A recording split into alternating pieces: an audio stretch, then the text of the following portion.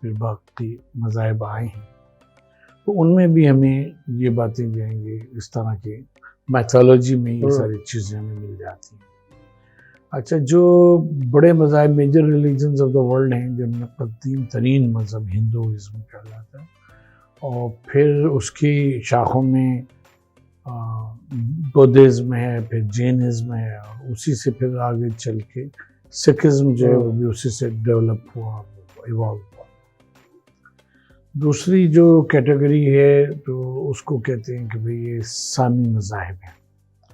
سامی مذاہب وہ ہیں کہ جس کو سامی نسل نے سب سے پہلے قبول کیا، ورنہ وہ اب موجودہ اصطلاح میں ابراہیمی مذاہب کہلاتے ہیں، حضرت ابراہیم علیہ السلام سے۔ ان میں بعض مذاہب وہ بھی ہیں جو مشہور مذاہب ہیں کہ جن کا ان دونوں فیملی سے تعلق نہیں ہے۔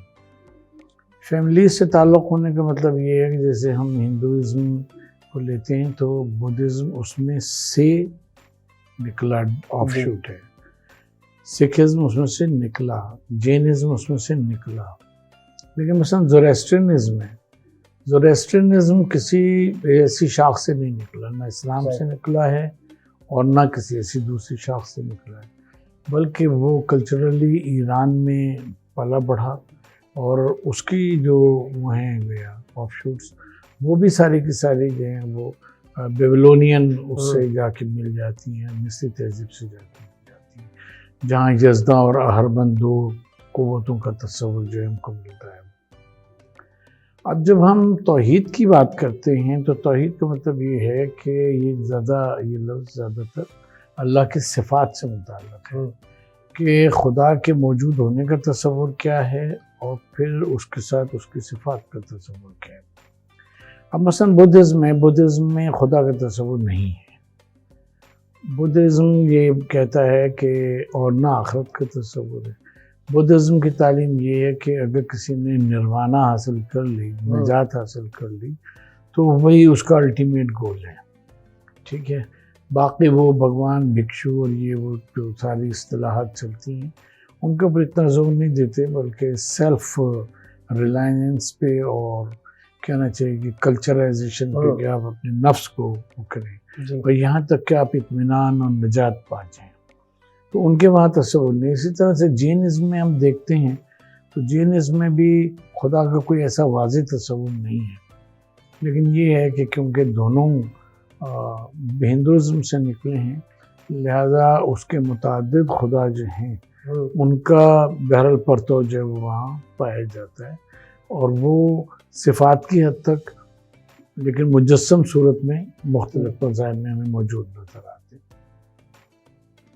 ایک انٹرسٹنگ بات اس میں یہ ہے جو ہمارے ناظرین میں شاید بیشتر کو نہ پتہ ہو، وہ یہ ہے کہ جب ہم ہندو مائتھولوجی کا مطالعہ کرتے ہیں، ان کی مذہبیات کا مطالعہ کرتے ہیں، اور جب ہم پارسی یا زوریسٹرین اس کا مطالعہ کرتے ہیں، تو دونوں ایک دوسرے سے اس قدر متاثر ہیں کہ صرف لینگویج کے فرق کی وجہ سے ان کے جو دیوتا ہیں ان کے ناموں کا فرق ہے وہ لینگویج کی وجہ سے ہے، ورنہ ایک سے دیوتا ہیں ان کے ایک سے کام ہے۔ واہ، ٹھیک ہے، ایک سے پاورز ہیں ان کے، ایک سے ڈیلیگیشن ہے۔ اسی صورت سے حیران کن بات یہ ہے کہ دو مائتھولوجیز ساتھ ساتھ وجود میں آئی ہیں، ایک گریک مائتھولوجی ہے اور ایک رومن مائتھولوجی۔ جب ہم ان دونوں کو پڑھتے ہیں اور کرتے ہیں تو پتہ یہ چلتا ہے کہ گریک گاڈز کو رومن لینگویج کا روپ دے کے وہ رومن میتھولوجی بن گئی، اور باقی ڈسکرپشن جو ہے وہ اس کی سیم ہے۔ تو ایک خدا کا یعنی توحید کا کہ اس میں سارے وہ اس کے انٹیگریٹڈ پارٹ ہو، یہ تصور ہمیں نہیں ملتا۔ خدا کا تصور یا آپ کہہ لیں الٹیمیٹ بینگ کا یا سپریم گاڈ کا تصور جو ہے وہ اس قسم کا تصور جیسے ہندوؤں میں پرمیشور کا تصور ہے، یا ہم گریک میتھولوجی میں لیں تو وہاں زیوس گاڈ ہے کہ جو سب سے عظیم گاڈ ہے۔ تو اس طرح سے سپریم گاڈ کا تو تصور ہے، لیکن ایک ایسا گاڈ کہ جو آل کمپریہنسو ہو وہ ہمیں نہ مصری میتھولوجی میں نظر آتا ہے، نہ بیبلونین میتھولوجی میں نظر آتا ہے، نہ گریک نہ ہندو میتھولوجی میں نظر آتا ہے. ٹھیک ہے. تو اور نہ ہی آپ کہہ لیں کہ جو ایرانی میتھولوجی ہے جس کے اوپر علامہ اقبال کی پی ایچ ڈی بھی ہے فلسفہ عجم کے اوپر، وہ بھی بنیادی طور کے اوپر اس قسم کی کوئی وہ پیش نہیں کرتی. اور اس میں آپ یوں کہہ لیں کہ different phases of and different faces of God جو ہیں وہ ہمیں نظر آتے ہیں، جو ایک بگ گاڈ کو مان بھی رہے ہیں اور اس کو ایسس کر رہے ہیں.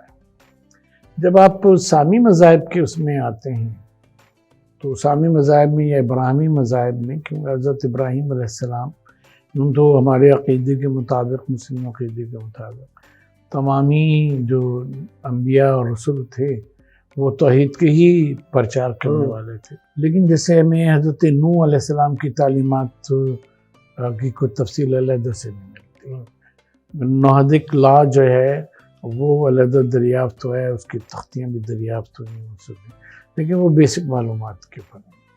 اسی صورت سے آگے چلتے ہیں حضرت ابراہیم علیہ السلام کے، جن کے صوف ابراہیم و موسیٰ کا قرآن مجید میں ذکر آیا ہے.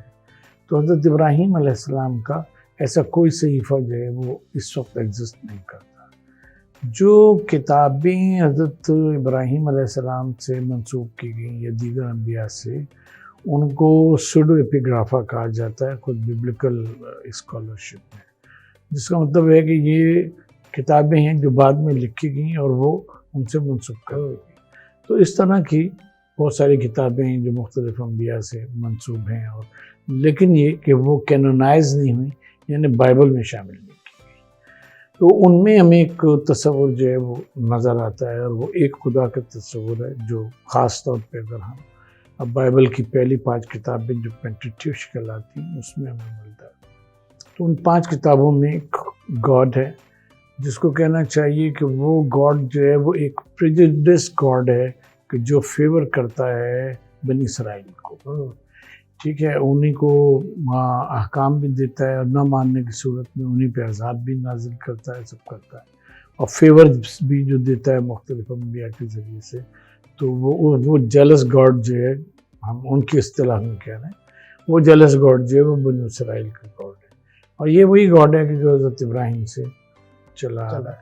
اور اس نے ان میں یہ ہوا پھر کہ جو ایک خدا کا تصور تھا وہ ڈسٹارٹ ہوا.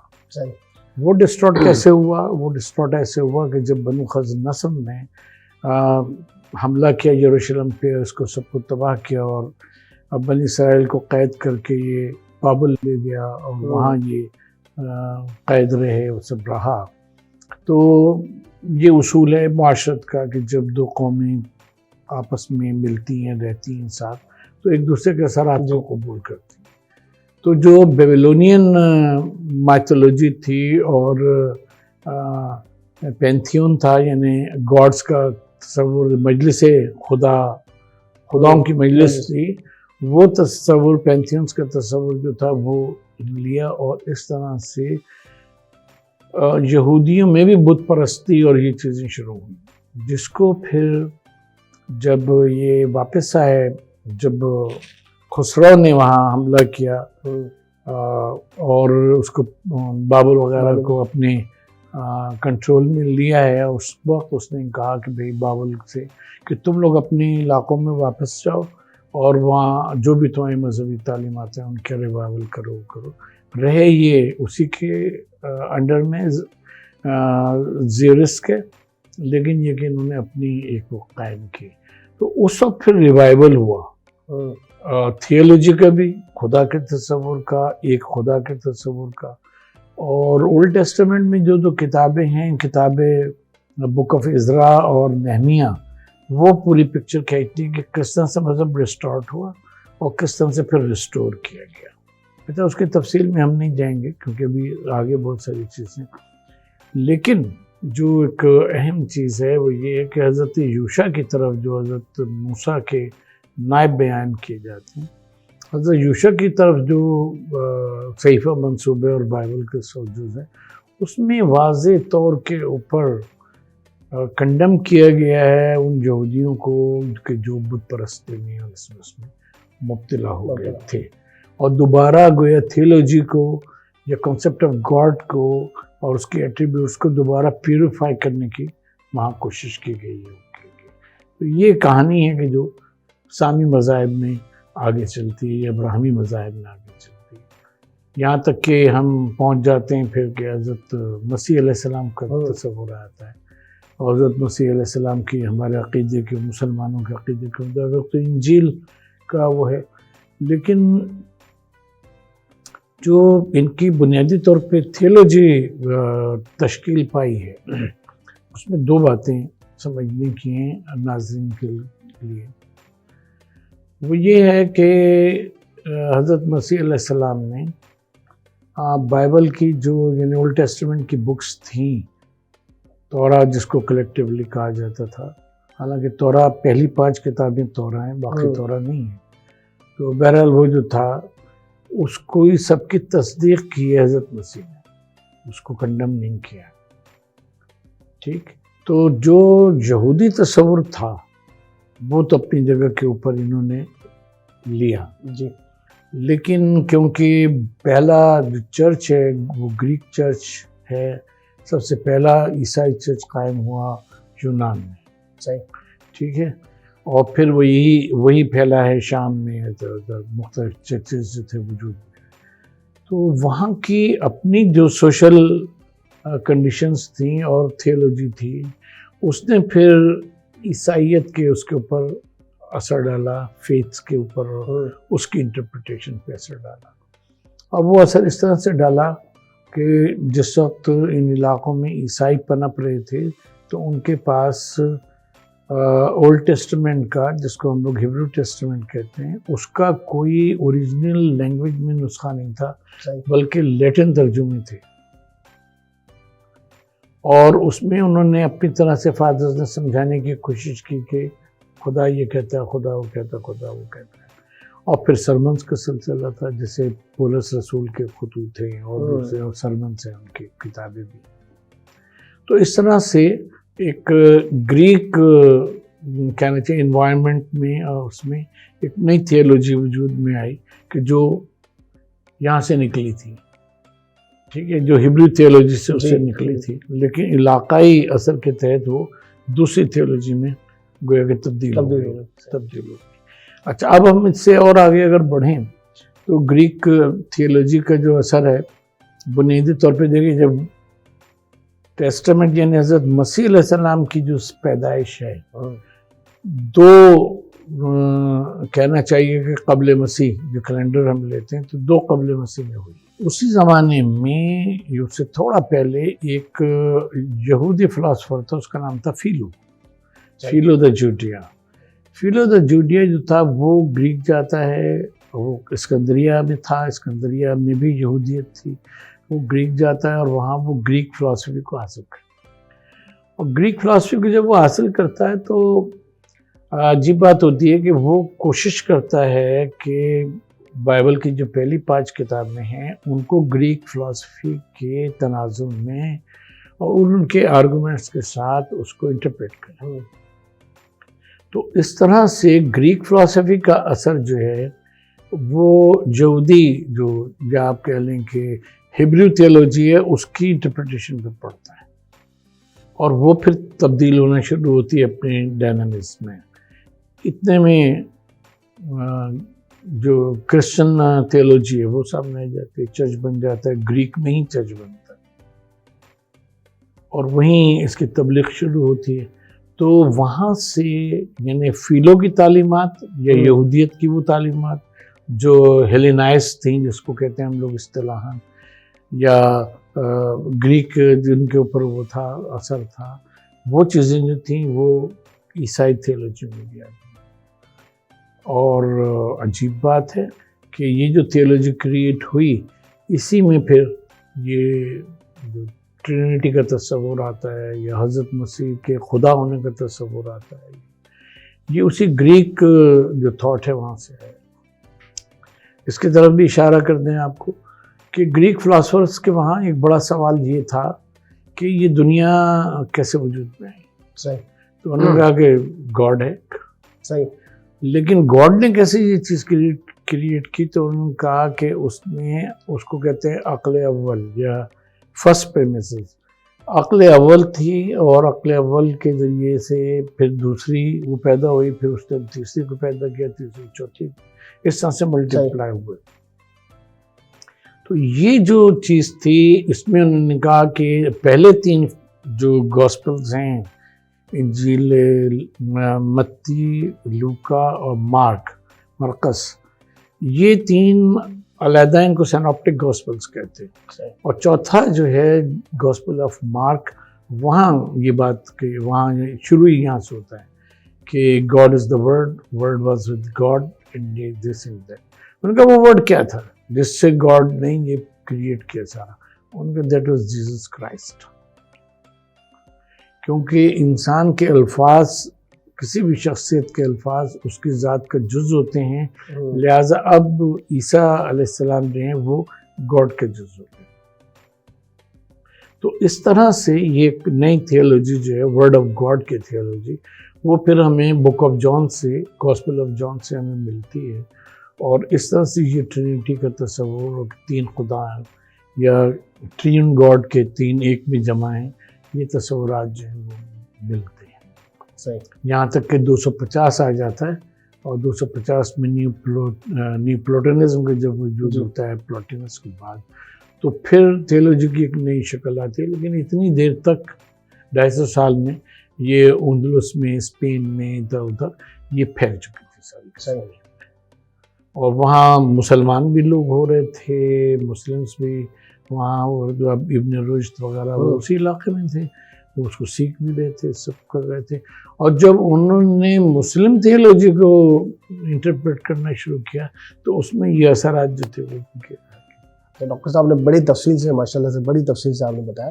اچھا, ایک اور جب عرب کی طرف آ جاتے ہیں ہم, جب رسول اللہ صلی اللہ علیہ وسلم اسلام لے آئے, اس سے پہلے جو عرب کے کفار تھے, اگر آپ اس پر بھی روشنی ڈالیں کہ ان کا خدا کا تصور کیا تھا, کہ وہ یہ کیونکہ وہ بتوں کو مانتے تو یہ وہی ہندو مت ہی تھا یا وہ مذہب ڈیفرنٹ تھا ہندو مت سے؟ دیکھیں, اگر ہم وہاں آئیڈیلزم کی بات کرتے ہیں جزیرہ نما عرب میں, تو اس کا جو ملتے ہیں ڈانڈے ملتے ہیں, لوگ کہہ دیتے ہیں کہ ہویئی بن اخطب تھا کہ جس نے یمن میں دیکھے اور پھر اس نے یہاں لا کے رکھ دی. ایسے کوئی بات نہیں, کیونکہ جو عرب کا سویلائزیشن تھی اس وقت کی, وہ عرب سویلائزیشن صرف مکے تک محدود نہیں تھی. ٹھیک ہے, وہ ہمیر اور یمن اور ان سے بڑے تعلقات تھے ان کے, تھا وہاں آنا جانا تھا, اور وہاں یہ آئیڈیلزم جو تھا وہ چل رہا تھا, بت پرستی جو تھی وہ چل رہی تھی. اور اس میں ایک خاص بات یہ ہے کہ جس زمانے میں اسلام آیا ہے, ایمرجنس ہوئی ہے اسلام کی جزیرہ نما عرب میں, اس زمانے میں یمن وہ ایتھوپیا کے زیر اثر تھا, اور ایتھوپیا والے وہاں حکومت کیا کرتے تھے. اور یمن میں جو ہم نے آپ کو بتایا کہ یہودیت اور عیسائیت جو تھی وہ بہت پہلے سے آ گئی تھی. تو یہ جو ہے ایتھوپیا, یہ کیونکہ ایک آکورڈ ملک تھا اور وہ تھا سویلائزیشن اس کی. اور آج بھی یہ ہے کہ جب آپ ایتھوپیا پہنچتے ہیں تو آپ کیلنڈر کے حساب سے 7 سال پیچھے چلے جاتے ہیں. ٹھیک ہے, کیونکہ وہ ان کا اپنا ایک کیلنڈر چل رہا ہے. تو وہ جو کنٹیکسٹ ہے اس میں بت پرستی شروع ہو چکی تھی. صحیح. دوسری جو چیز تھی وہ یہ تھا, اب ہمیں تشبیہ نہیں دینی چاہیے اور نہ دیں گے ورنہ ہمارے وہاں جذبات کو جلدی ٹھیس پہنچ جاتی. عرب میں ہمیں اور بھی دیگر علاقوں میں یہ ہمیں نظر آتا ہے کہ جو مختلف قبیلے ہیں انہوں نے مختلف بت اور مختلف خدا کیوں بنائے ہوئے تھے؟ Because it's a sacred business, یہ ایک مقدس تجارت ہے. یہ جو بتوں کا تصور ہے تو اور عرب میں ہر قبیلے کا علیحدہ علیحدہ بت تھا, یہ بنیادی طور پہ ایک سیکرڈ بزنس تھی. اور سیکرڈ بزنس اس طرح سے تھی کہ جو ہم قبیلے کے سردار ہیں تو ہماری جو بات مانی جائے گی اور ہمارے اس پہ وہ آئیں گے, تو کیا اتھارٹی کیا ہے پیچھے؟ تو ہم نے کہا بھئی ہمارے پیچھے اتھارٹی لات کی ہے. دوسرے نے کہا کہ ہمارے پیچھے اتھارٹی جو ہے وہ منات کی ہے. تیسرے نے جو ہے وہ حبل کی کہی مثلا, یا بال کی کہی, اس طرح سے. تو قبائل نے یہ اس لیے وہ کیے تھے کہ لوگ ان کو خدا مانتے ہیں اور ان کے نام پہ چڑھاوے کرتے ہیں، بھئی ہم نہیں کچھ مانگ رہے، یہ تو ہمیں اس کے اوپر کرنا ہے۔ جیسے آج آپ دیکھ لیں کہ مزاروں پر مختلف اس کے اوپر لوگ جا کے دے رہے ہوتے ہیں، کیونکہ ان کو اس پیر سے یا اس سے وہ عقیدت ہوتی ہے، وہ سوچتے ہیں کہ یہ جو سجادہ نشین بیٹھا ہوا ہے اس کے اوپر ان کا ہاتھ ہے۔ جی تو یہ بنیادی طور پہ ایک سیکرڈ بزنس تھی کہ جو مختلف علاقوں میں رہی، وہ عرب میں بھی تھی۔ اب ان کے لیے بڑا آسان تھا کہ 365 بت اگر مانتے ہیں وہ تو ایک اللہ کو بھی مان لیں، ان کے لیے کیا مشکل تھی، 366 ہو جاتے۔ لیکن اس میں پرابلم یہ تھا کہ لا الہ الا اللہ، وہ بت جو ہیں ان کی نفی کر کے ایک نئے گاڈ کی گویا ان کی انٹروڈکشن، اس کی انٹروڈکشن کا مطلب یہ ہے کہ آپ کی سیکرڈ بزنس جو ہے وہ بند ہو جائے گی، صحیح، اور اب جو کچھ بھی ہے وہ اللہ کے نام پر ہوگا، اور جو جیسا اللہ کہے گا ویسا ہوگا۔ تو اسلام میں تو نذرانے چڑھانے کی خانہ کعبہ پہ یا یہ وہ اس کی تو گنجائش ہے نہیں، کوئی تعلیم ہی نہیں ہے اس کی، لہٰذا انہیں یہ وہ ہوا کہ یہ تو ہم یہ پیغام آگے بڑھا تو ہم معاشی طور پہ کمزور ہو جائیں گے، یعنی اہل مکہ کی اور اطراف کے لوگوں کی جو رسول اللہ صلی اللہ علیہ وسلم کی مخالفت ہے وہ تھیولوجیکل گراؤنڈ پہ نہیں ہے۔ کسی نے نہیں کہا کہ اے محمد تمہیں نبی نہیں مانتے، کسی نے نہیں کہا کہ ہم اللہ کو گاڈ نہیں مانتے، صحیح، یہ آپ کو کہیں نہیں ملے گا، تاریخ میں کہیں نہیں ملے گا۔ ان کو یہ تھا کہ لا الہ الا اللہ جو ہے نا یہ نہیں ہونا چاہیے، کیونکہ ہمارا بزنس جو ہے وہ ختم ہو جائے گا، اور جس کی وجہ سے مختلف باہر کے قبائل بھی ہم کو مانتے ہیں اور ان بتوں کو پوچھتے ہیں، دور دور سے آ کے اور نذرانے اور چڑھاوے چڑھاتے ہیں۔ چنانچہ انہوں نے ایک اس کو پولیٹیکل اور اکنامک تھریٹ کے طور کے اوپر لیا، اور یہی وجہ تھی کہ ہجرت کے بعد بھی یہ سلسلہ جو ہے مخالفت کا وہ جاری رہا، کیونکہ کنورژن جاری رہی۔ اگر حضور کے وہاں سے چلے جانے کے بعد، ہجرت کے بعد کنورژن رک جاتی ٹورڈز اسلام، تو شاید اہل مکہ کی مخالفت نہیں ہوتی، لیکن انہوں نے مقامی یہودیوں سے مل کے وہ کیا تھا، یہودی اور عیسائی کیوں شامل ہو گئے ان کے ساتھ، ان پیگنس کے ساتھ، بت پرستوں میں وہ کیوں شامل ہو گئے؟ وہ اس لیے شامل ہو گئے کہ ایک سملر بزنس انہوں نے اپنے ربائس کے نام کے اوپر چلائی۔ واہ، انہوں نے کہا یہ تو مسئلہ پیدا کر دے گا، لا الہ الا اللہ سب سے بڑا خطرہ ہے، چلو محمد کو مان لیں لیکن لا الہ الا اللہ تو سب سے بڑا خطرہ ہے۔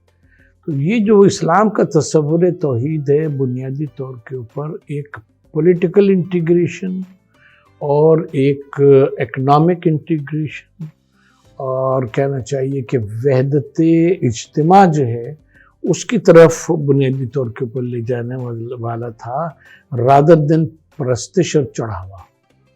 واہ، کیونکہ بتوں کو حضرت ابراہیم کے واقعے میں قرآن میں آتا ہے کہ تم یہ تو بول بھی نہیں سکتے، یہ تو سن بھی نہیں سکتے، اور وہ خود بھی جانتے تھے۔ یعنی عرب شاعری پڑھیں تو آپ کو بڑا مزہ آئے گا کہ بعض جگہ یہ ہے کہ وہ آتا ہے دیکھتا ہے کہ اس کے بت کے اوپر، اس کے خدا کے اوپر کوئی کتا پیشاب کر رہا ہے، کہتے ہیں یہ کیسا خدا ہے کہ اس کے اوپر کتا پیشاب کر رہا ہے؟ کہتے ہیں میں اس سے عبادت کرتا ہوں، میں نہیں اب نہیں مانوں گا اس کو۔ دوسرا ہے وہ اس کے اوپر کچھ چیز پڑ گئی، درخت گر گیا تو وہ ٹوٹ گیا۔ تو ان میں ظاہر ہے کہ آبزرویشن کے تھرو یہ چیزیں پیدا ہو رہی تھیں، لیکن یہ آئیڈیاز کنسولیڈیٹڈ نہیں تھے۔ تو اسلام کا جو تصور آیا توحید کا کہ ایک تو ون گاڈ، پھر اس کی جو صفات تم علیحدہ علیحدہ مانتے ہو کہ یہ جو ہے یہ رزق کا دیوتا ہے، یہ جو ہے یہ بارش کا دیوتا ہے، یہ دفاع کا دیوتا ہے، یہ فلاں چیز کا دیوتا ہے۔ نو، دیر از ون گاڈ۔ تو انٹیگریٹڈ ہو گئے، اور خداؤں کی جو ان کے خدا تھے ان کی پاورز جو تھی وہ چھن گئی، پولیٹیکل پاورز بھی چھن گئی اور ان کی اکنامک پاورز بھی چھن گئی۔ ٹھیک ہے، اس طرح سے اسلام کا جو تصور توحید ہے کہ ایک خدا تو پھر اس کا ایک ہی نظام، متعدد قبائل کے نظام نہیں ہوگی، ایک ہی نظام ہوگا خدا کا، اور وہ کیونکہ سب بندوں کو ایک ہی طرح سے دکھتا ہے، رب العالمین ہے، سب کا سسٹینر ہے، تو وہ ان کے لیے اس کی پروویژن بھی ایکول ہے، کسی قسم کی ایکسپلائٹیشن، یہ سب وہ مطالب ہیں جو پھر توحید سے ایمینیٹ ہوتے ہیں، پھوٹتے ہیں اور آگے چلتے ہیں۔ علامہ صاحب آپ کا وقت دینے کا بڑا شکریہ، ہم نے بڑے خوبصورت انداز میں اس موضوع کو آسان کر کے سمجھایا، تھینک یو سو مچ۔ ناظرین کرام، ڈاکٹر صاحب نے اس موضوع کو بڑا ہی کھول کر بڑے ہی اچھے انداز میں سمجھایا. مجھے اجازت دیں، اگلے پروگرام میں ملاقات ہوگی. اللہ حافظ.